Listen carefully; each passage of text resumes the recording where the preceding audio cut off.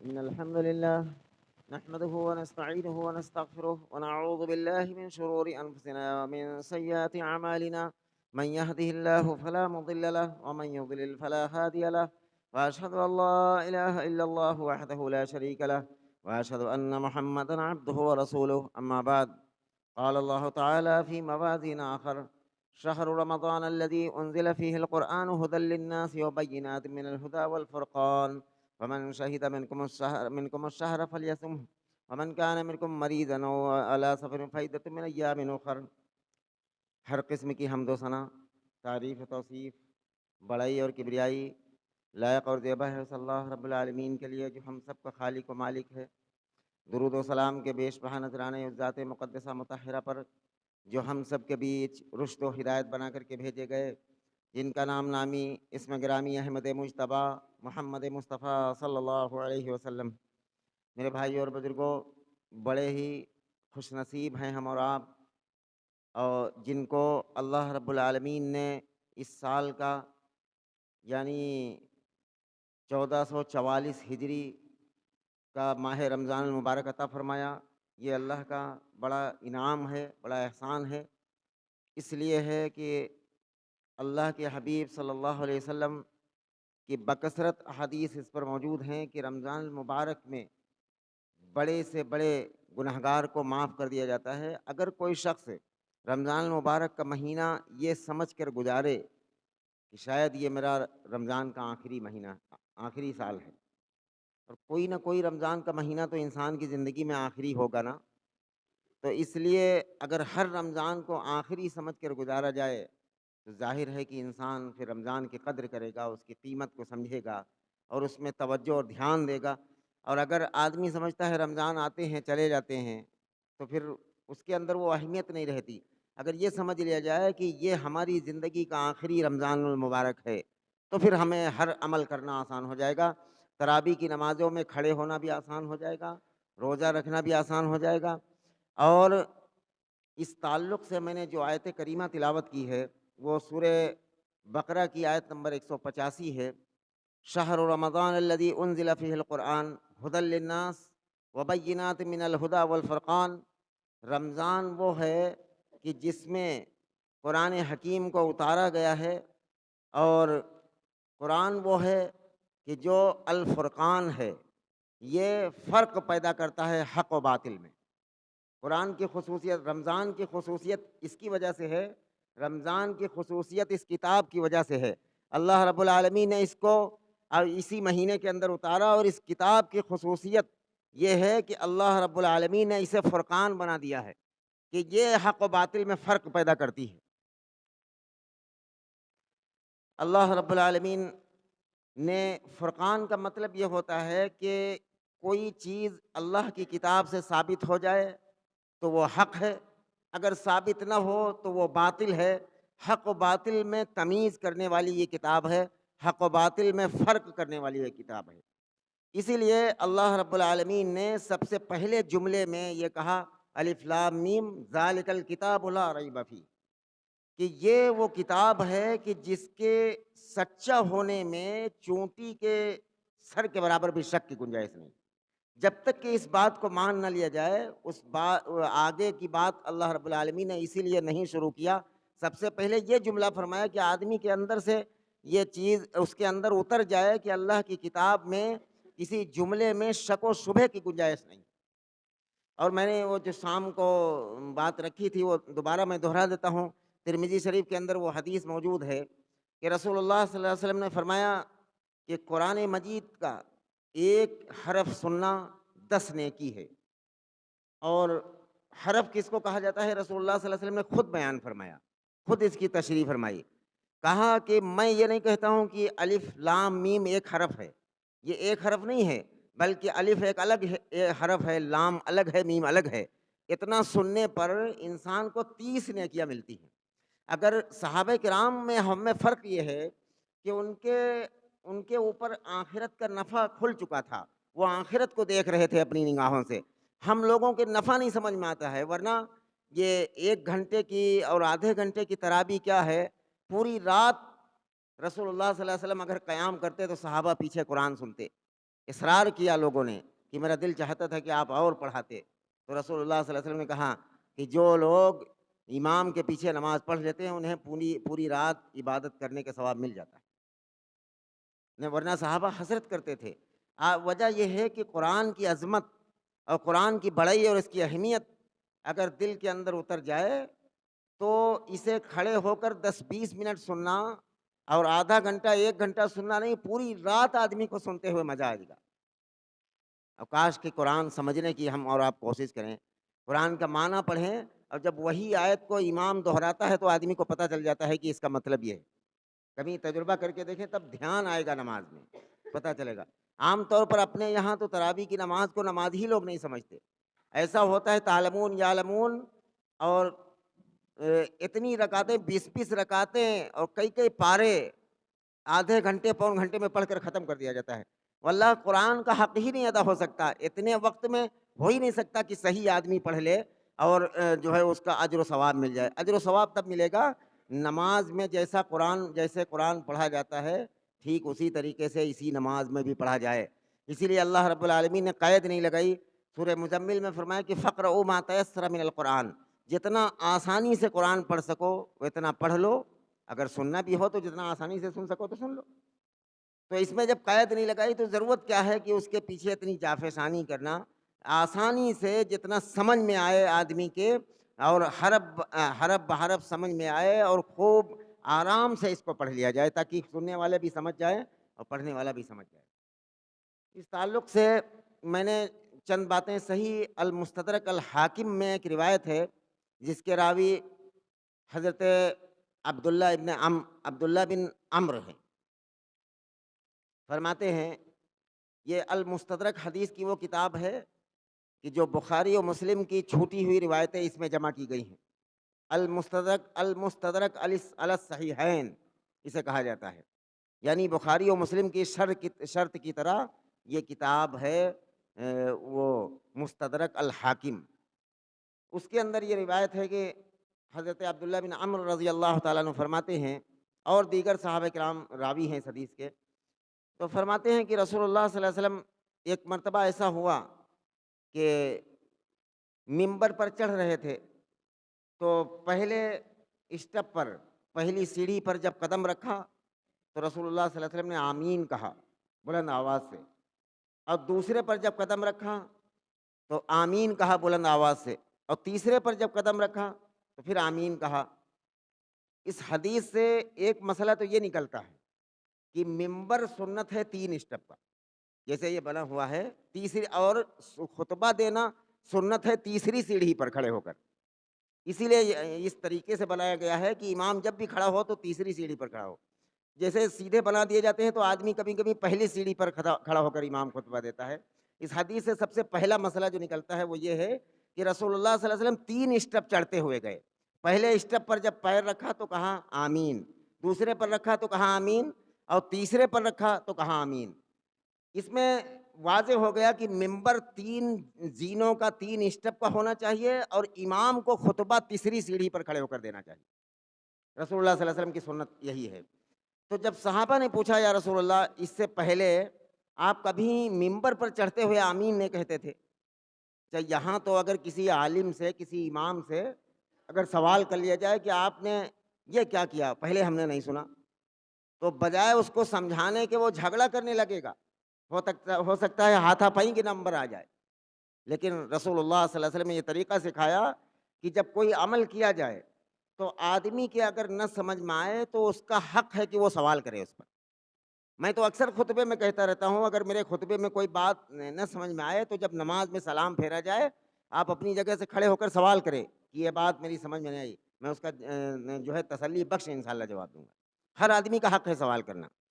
تو صحابہ نے سوال کیا یا رسول اللہ یہ بتائیے کہ آپ نے اس سے پہلے کبھی ایسا نہیں کیا کہ ممبر پر چڑھتے ہوئے آپ نے آمین کہا ہوتا؟ آج ہم پہلی بار سن رہے ہیں۔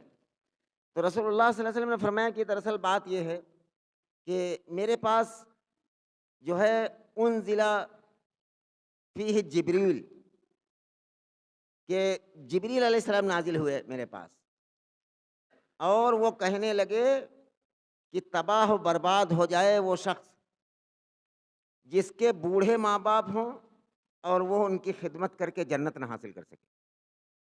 میرے بھائیوں، یہاں ماں باپ کے اعمال کا ذکر نہیں کیا گیا ہے۔ ماں باپ کے اعمال کیسے بھی ہوں، وہ ان کے اپنے عمل کے ذمہ دار ہیں، لیکن اولاد کا معاملہ یہ ہے کہ اگر وہ بڑھاپے کو، یہاں حدیث کے اندر رسول اللہ صلی اللہ علیہ وسلم نے فرمایا کہ دونوں میں سے ایک یا دونوں کوئی بڑھاپے کو مل جائے۔ بڑھاپا بہت نازک دور ہوتا ہے، اللہ ہمیں جس کے بوڑھے ماں باپ ہیں ان کی قدر کرنے کی توفیق نصیب فرمائے۔ بڑھاپا بہت نازک وقت ہوا کرتا ہے، جب آدمی بے بس ہو جاتا ہے۔ باپ بے بس ہے، جو کما کما کر بچپن میں بچوں کو پالتا تھا، اپنے منہ سے نکال کر بچوں کے منہ میں رکھ دیتا تھا، وہ باپ اب مجبور ہے، ایک پیسے کی آمدنی اس کے پاس نہیں ہے، اب اس کو سب سے زیادہ سہارے کی ضرورت ہے کہ جو ہے ان کے بیٹے اس کو سہارا دے، اس کی دوا علاج کا خیال رکھیں، اس کی پریشانی اور اس کی ہوا پانی کا خیال رکھیں۔ تو بڑھاپا بہت نازک موڑ ہوا کرتا ہے، اسی لیے رسول اللہ صلی اللہ علیہ وسلم نے بڑھاپے کا تذکرہ فرمایا کہ تم میں سے جبریل علیہ السلام نے یہ کہا جب میں پہلے اسٹیپ پر قدم رکھ رہا تھا، تو کہا کہ تباہ و برباد ہو جائے وہ شخص جس کے ماں باپ دونوں یا دونوں میں سے ایک بڑھاپے کو پہنچ گیا ہو اور وہ ان کی خدمت کر کے جنت نہ حاصل کر سکے۔ تو جبریل علیہ السلام نے کہا کہ یا رسول اللہ آپ آمین کہہ دیجئے اس بد دعا پر، تو میں نے کہا آمین۔ کائنات میں جو پوری کائنات کے لیے رسول بن کر آیا ہو، اب ممبر پر چڑھتے ہوئے جو اللہ کا سب سے مقرب صاحب شریعت رسول جس دعا پر آمین کہہ دے، کیا کچھ اس دعا کی مقبولیت میں کوئی کسر رہے گی؟ اس بد دعا سے کوئی بچ سکتا ہے؟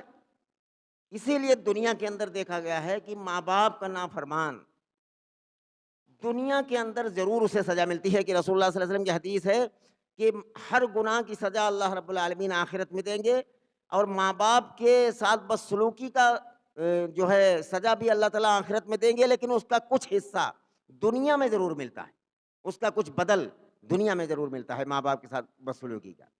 تو فرمایا کہ اگر بڑھاپے کو پہنچ جائیں، اب بے بس ہو رہا ہے باپ، ماں بے بس ہو رہی ہے، اپنی جگہ سے چلا نہیں جاتا، اپنی جگہ سے اٹھا نہیں جاتا، اور اب اس کو ضرورت ہے کہ اس کی خدمت کی جائے، ٹائم پر اس کو کھانا دیا جائے، ٹائم پر اس کا دوا علاج کیا جائے۔ وہ ایسی صورتحال میں اگر کوئی اولاد اپنے ماں باپ کو چھوڑ دیتی ہے اور ان کے حال پر ان کو چھوڑ دیتی ہے، ختم کر دیتی ہے کہ جاؤ اپنے حال کو بھگتو، تو پھر سمجھ لیجئے کہ رسول اللہ صلی اللہ علیہ وسلم نے فرمایا چاہے وہ بیت اللہ شریف کے اندر نماز ادا کرے، لیکن جنت کی خوشبو شخص پر حرام ہو جاتی ہے۔ ایسی صورتحال میں کوئی نوجوان جنت کے اندر نہیں جا سکتا۔ میرے بھائیوں، بدلو اپنے آپ کو، ماں باپ کی کڑوی کسیلی سننے کی عادت ڈالو، ماں باپ کی کڑوی باتیں برداشت کرنے کی عادت ڈالو، اور ان کی کڑوی سن کر میٹھا جواب دینے کی عادت ڈالو۔ واپس آؤ، اپنے آپ کو ہلاکت سے بچانا ہے اگر تو۔ رسول اللہ صلی اللہ علیہ وسلم نے فرمایا کہ میں نے پہلے اسٹیپ پر جب قدم رکھا تو حضرت جبریل علیہ السلام نے کہا تباہ و برباد ہو جائے وہ شخص کہ جس کے ماں باپ بوڑھے دونوں یا دونوں میں سے ایک موجود ہو اور وہ ان کی خدمت کر کے جنت نہ حاصل کر کے سکے۔ اور میں نے جب دوسرے اسٹیپ پر قدم رکھا تو جبریل علیہ السلام نے کہا کہ تباہ و برباد ہو جائے وہ شخص کہ جسے رمضان المبارک کا مہینہ مل جائے اور رمضان المبارک کا مہینہ بھی اس طرح غفلت سے گزار دے کہ اس کی مغفرت نہ ہو سکے، اس کی بخشش نہ ہو سکے، تو تباہ و برباد ہو جائے وہ شخص۔ اس کی ناک خاک آلودہ ہو، یہ عرب کے اندر بولا جاتا تھا، اس کی ناک خاک آلودہ ہو جسے رمضان المبارک کا مہینہ ملے اور وہ اپنی بخشش نہ کرا سکے، مغفرت نہ کرا سکے۔ میرے بھائیو، اس مہینے میں مغفرت اور اللہ کی رحمت ایک بارش کی طرح برس رہی ہے۔ یہ جو سایہ فگن ہمارے سروں پر یہ مہینہ آیا ہے، میرے بھائیو، اس کی عظمت کو سمجھو۔ اس کے اندر یہ ہے کہ بڑے سے بڑے گنہگار کو اللہ رب العالمین معاف فرما دیتا ہے، جس کے اوپر جہنم واجب ہو چکی ہوتی ہے، اور رات کی تاریکی میں اپنے رب کے سامنے اگر زمین پر سر رکھ کر، متھا رکھ کر ٹیکتا ہے، روتا ہے، گڑ گڑاتا ہے، سحری کے وقت میں، افطار کے وقت میں، اور اپنے ہاتھوں کو بلند کر کے اللہ کے سامنے روتا ہے اور دعا مانگتا ہے۔ خاص کر اللہ کے حبیب فرماتے ہیں کہ اللہ تبارک تعالیٰ افطار کے وقت کی دعا کو تو رد ہی نہیں کرتا۔ میرے بھائیو، سب سے زیادہ معافی مانگے اللہ سے۔ ہم لوگوں نے جان جان کر نافرمانی اللہ رب العالمین کی، جان بوجھ کر ہم نے نمازیں ترک کی ہیں، تو ان گناہوں سے توبہ کرے۔ اللہ رب العالمین رمضان میں بڑے سے بڑے گنہگاروں کو معاف فرما دیتا ہے۔ اور اللہ کے حبیب رحمت دو عالم صلی اللہ علیہ وسلم فرماتے ہیں کہ جتنے ہر رات میں رمضان کی یہ پہلی رات گزر چکی ہے، اب دوسری رات آنے والی ہے انشاءاللہ. تو جتنے ہر رات میں 30 یا 29 راتوں میں جتنے لوگوں کو معاف کرتے ہیں اللہ تبارک تعالیٰ، اس کے برابر رمضان کی آخری ایک رات میں اللہ تبارک تعالیٰ معاف فرما دیتے ہیں. تو فرمایا، اسی لیے فرمایا کہ جسے رمضان المبارک کا مہینہ مل جائے اور اس کی وہ اپنی بخشش نہ کرا سکے، اپنے رب کو راضی نہ کر سکے، رمضان میں بھی اسی طرح گزار دے جیسے عام دنوں میں گزارتا تھا. رمضان میں بھی غفلت کی نیند سوتا رہے، رمضان میں بھی نمازوں کو قضا کرتا رہے، رمضان میں بھی فحش گالی گلوچ کرتا رہے، رمضان میں بھی اپنا وقت بے وجہ جگہوں پر گزارتا رہے، تو پھر اس کی تباہی کو بچا نہیں سکتا کوئی شخص. اگر میرے بھائیوں، رمضان کا یہ آج پہلا دن ہے، اگر یہ رمضان ہمارے ہاتھ سے نکل گئے اور آئندہ رمضان آنے سے پہلے ہماری موت ہو گئی، تو پھر کوئی دوسرا چانس اور نہیں ملنے والا ہے کہ اللہ رب العالمین مغفرت برسا رہا ہے اپنے بندوں اور بندیوں پر. وسارعوا الی مغفرت من ربکم وجنت ارضها السماوات والارض، دوڑو اپنے رب کی مغفرت کی طرف اور اس جنت کی طرف جس کی چوڑائی زمین آسمان سے زیادہ ہے. اعدت للمتقین، جو متقیوں کے لیے بنائی گئی ہے، جن کا وعدہ کیا گیا تھا، جس کا وعدہ کیا گیا تھا متقیوں سے. اور متقی کیسے انسان بنتا ہے؟ روزے کی وجہ سے. یا ایھا الذین آمنوا کتب علیکم الصیام کما کتب علی الذین من قبلکم لعلکم تتقون، اے ایمان والو، روزے تم پر فرض کیے گئے ہیں جیسے تم سے پہلی امتوں پر فرض کیے گئے تھے، اور اس کے ذریعے چاہا یہ جا رہا ہے کہ تم متقی بن جاؤ، اللہ سے ڈرنے والے بن جاؤ. روزے سے زیادہ متقی بنانے والا عمل دنیا کے اندر کوئی نہیں. اس لیے کہ یہاں میرے بھائیوں جو ہے بچے بھی روزے سے ہیں، چھوٹے چھوٹے بچے بھی روزہ رکھے ہوئے ہیں اور سب روزے سے ہیں. اگر اس میں سے کسی ایک شخص کو بھی اگر کسی بند جگہ پر بند کر دیا جائے، اس میں بہت کھانے پینے کی چیزیں رکھی ہوں اور اس میں پینے کا بہترین ٹھنڈا شربت رکھا ہو اور اسے کمرے میں لٹا دیا جائے، ایمانداری سے بتاؤ کوئی شخص کھائے گا جب تک افطار کا وقت نہ ہو؟ یہ کیا ہے؟ یہ تقویٰ ہے کہ روزے کی حالت میں سب سے زیادہ تنہائی میں اللہ سے ڈرنے والا انسان بن جاتا ہے. ایک کمرے میں کمرہ بند کیے ہوئے سو رہا ہے، اس کمرے کے اندر فریج رکھی ہوئی ہے، ٹھنڈا پانی ہے، ہونٹیں سوکھ رہی ہیں آدمی کی، کھانے پینے کا انتظام رکھا ہوا ہے اور وہ تنہا ہے اس کمرے کے اندر. لیکن کوئی اللہ کا بندہ یا اللہ کی بندی جب تک کہ افطار کا وقت نہیں ہوگا، اس کو فریج کھول کر دیکھ سکتی ہے کہ چل رہی کہ نہیں چل رہی، لیکن اس میں سے کچھ کھا پی نہیں سکتی جب تک کہ افطار کا وقت نہ ہو.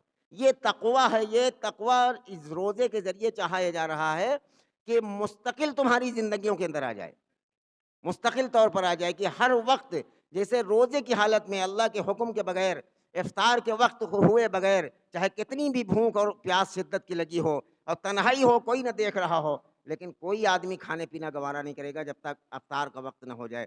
یہ زندگی، پوری زندگی کے اندر یہ چیز آ جائے کہ جب ہم تنہائی میں ہوں، لوگوں کے سامنے ہوں، اللہ کا ڈر ہمارے اندر ہو کہ کوئی نہ دیکھے لیکن اللہ دیکھ رہا ہے. تو روزے کے ذریعے تو فرمایا جو ہے جبریل علیہ السلام نے کہ تباہ و برباد ہو وہ شخص کہ جس کو رمضان المبارک جیسا مہینہ بابرکت ملے اور اس کی بخشش نہ ہو سکے، مغفرت نہ ہو سکے، تو پھر اور کون چانس آ سکتا ہے. پھر آپ صلی اللہ علیہ وسلم نے بیان فرمایا کہ میں نے جب تیسرے اسٹیپ پر قدم رکھا، یعنی ممبر 3 اسٹیپ کا بنا ہوتا ہے، جب تیسرے پر قدم رکھا تو آپ صلی اللہ علیہ وسلم نے پھر آمین کہا. تو اس کے بارے میں جب سوال کیا گیا کہ آپ تیسرے پر جب آمین کہہ رہے تھے اس کا کیا مطلب ہے، تو رسول اللہ صلی اللہ علیہ وسلم نے بیان فرمایا کہ میں تیسرے پر جب قدم رکھ رہا تھا تو جبریل علیہ السلام کہنے لگے کہ تباہ و برباد ہو جائے وہ شخص جس کے سامنے آپ صلی اللہ علیہ وسلم کا نام مبارک آئے اور وہ درود نہ پڑھے. تباہی سے کوئی بچا نہیں سکتا. آدمی اس میں بھی کنجوسی کرتا ہے. خطاب کرنے والا خطاب کرتا ہے، خطبہ دے رہا ہے، وہ جہاں بھی رسول اللہ صلی اللہ علیہ وسلم کا نام لے وہاں آپ کو درود پڑھنا ہے. یہ فرض ہے ہر مسلمان پر. درود و سلام ہر مسلمان پر فرض ہے. اللہ سورہ احزاب میں اللہ رب العالمین نے فرمایا کہ یا ایھا الذین آمنو، فرمایا کہ ان اللہ و ملائکتہ یصلون علی النبی یا ایھا الذین آمنوا صلوا علیہ وسلموا تسلیما. اے ایمان والو، درود و سلام بھیجو نبی پر. یا ربی صلی وسلم دائما ابدا، کہ درود و سلام بھیجو نبی پر. تو درود و سلام بھیجنا فرض ہے ہر مسلمان پر. لیکن وہ طریقہ نبی صلی اللہ علیہ وسلم کا بتایا ہوا ہونا چاہیے. اپنی شعر و شاعری نہ ہونا چاہیے درود و سلام میں. جہاں رسول اللہ صلی اللہ علیہ وسلم نے بیان فرمایا، جیسے ہم نے مسجد کے گیٹ پر لکھا ہوا بسم اللہ والصلاۃ والسلام علی رسول اللہ، آپ دیکھتے ہیں یہ حدیث کی کتابوں میں رسول اللہ صلی اللہ علیہ وسلم نے مسجد میں داخل ہوتے وقت درود و سلام کا طریقہ سکھایا. اذان کے بعد درود پڑھا جاتا ہے، وہ بھی دل کے اندر. اور اسی طریقے سے جہاں بھی نماز کے اندر السلام علیکم ایھا النبی ورحمۃ اللہ وبرکاتہ پڑھا جاتا ہے کہ نہیں؟ تو سلام پڑھنا، درود پڑھنا ہر مسلمان پر فرض ہے، لیکن رسول اللہ صلی اللہ علیہ وسلم کے بتائے ہوئے طریقے کے مطابق. اپنی شعر و شاعری سلام میں نہ بنائی جائے. اپنی شعر و شاعری اور بہت سارے لوگ مل کر کے پڑھا جائے، یہ کوئی طریقہ جو ہے شریعت کے اندر موجود نہیں ہے، نہ تو اس کا کوئی ثبوت موجود ہے. بس سلام نبی صلی اللہ علیہ وسلم کا نام مبارک سنے تو پڑھے. اور جمعے کے دن رسول اللہ صلی اللہ علیہ وسلم فرماتے ہیں کہ جتنا وقت ملے آدمی کو زیادہ سے زیادہ درود پڑھے. اللہم صلی وسلم دائما ابدا اللہم صلی علی محمد وعلی آل محمد. کم سے کم اتنا چھوٹا درود تو آپ پڑھ سکتے ہیں. جمعہ کے دن اتنا وقت لے کر آئے کہ کچھ دیر تو درود پڑھیں نبی صلی اللہ علیہ وسلم پر. آپ صلی اللہ علیہ وسلم نے حکم فرمایا کہ نبی پر تو فرمایا کہ جس کے سامنے رسول اللہ صلی اللہ علیہ وسلم کا نام مبارک آئے اور وہ درود نہ پڑھے تو تباہ و برباد ہو جائے ایسا شخص. تو میں نے کہہ دیا آمین. رسول اللہ صلی اللہ علیہ وسلم نے آمین کہا اس بد دعا پر بھی.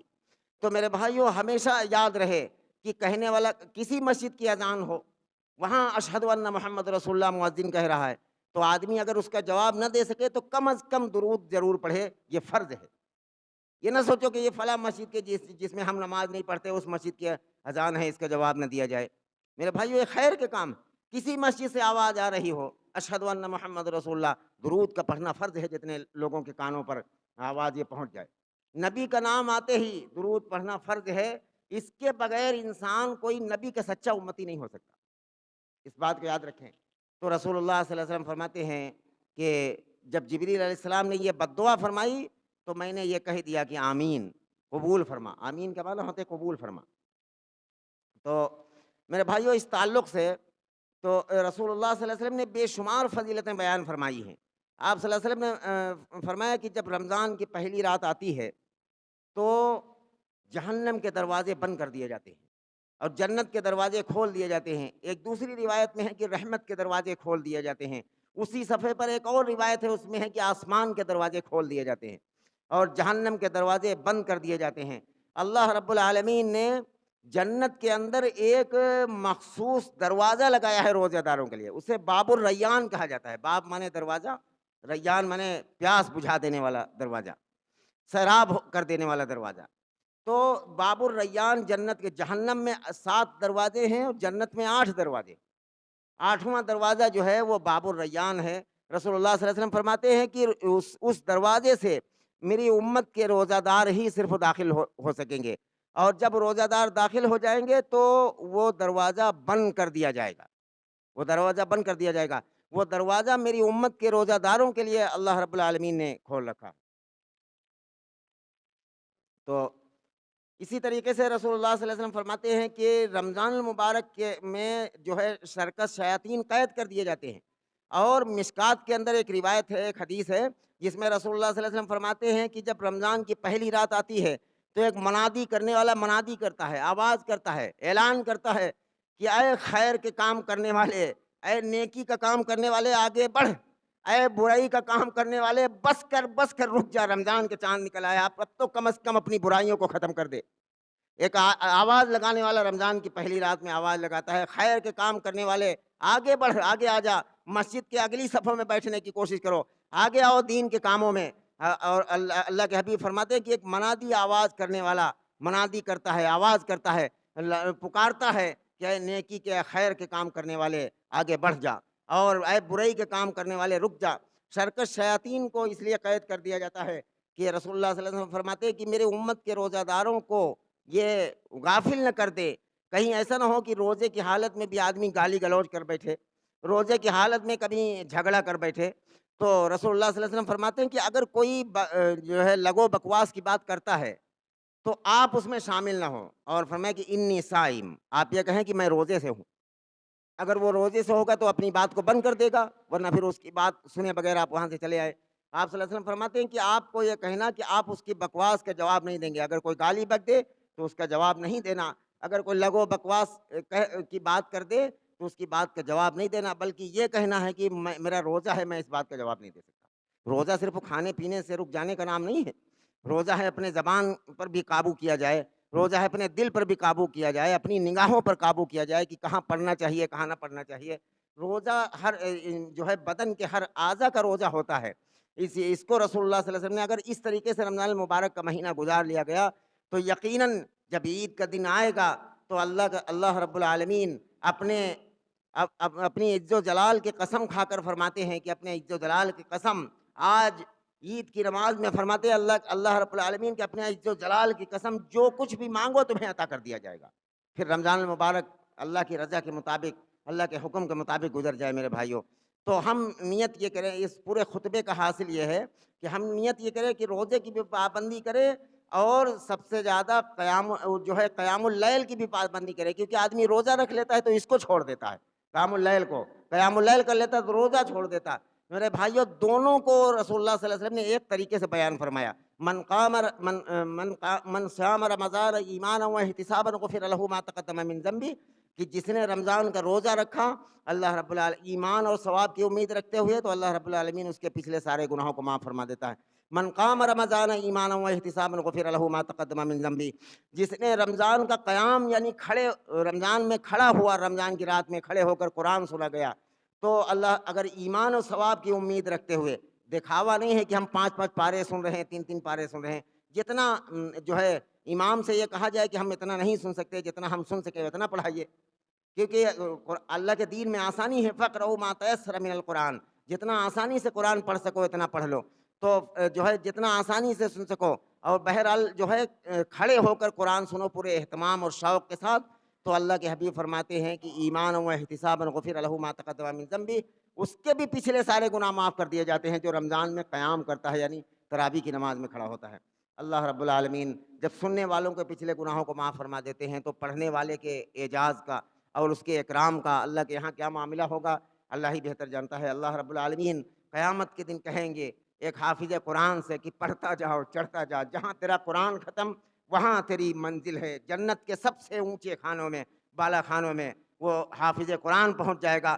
اللہ بخاری کی روایت ہے، اللہ کے رسول فرماتے ہیں کہ اللہ رب العالمین کہیں گے پڑھتا جاؤ چڑھتا جا، جہاں قرآن مکمل ہوا وہیں تیرا جنت کا مقام۔ اللہ رب العالمین سے دعا ہے کہ جو باتیں کہی سنی گئی ہیں اللہ ہم سب کو اس پر عمل کی توفیق عطا فرما دے۔ یا رب العالمین ہم سب کو جب تک زندہ رکھے اسلام پر، جب موت دیجیے تو ایمان پر خاتمہ نصیب فرما۔ یا رب العالمین ہم سب کی جائز خواہشوں کو، جائز تمناؤں کو پوری فرما دیجیے۔ مختلف بیماریوں سے اللہ ہم سب کی حفاظت فرما۔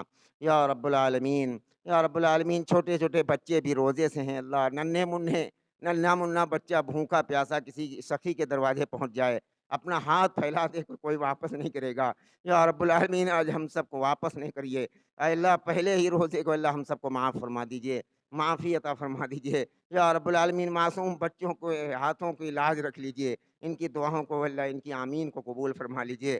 یا رب العالمین ہم سب کی جائز خواہشوں، جائز تمناؤں کو پوری فرما دیجیے، اپنے کرم سے قبول فرما لیجیے۔ وصلی اللہ وسلم عباد اللہ رحمکم اللہ، ان اللہ یأمر بالعدل والإحسان وإيتاء ذی القربى وینہی عن الفحشاء والمنکر والبغی یعظکم لعلکم تذکرون۔ اذکروا اللہ العلی العظیم یذکرکم وادعوہ یستجب لکم ولذکر اللہ تعالی اعلی واولی واعز واجل واتم واعظم واکبر۔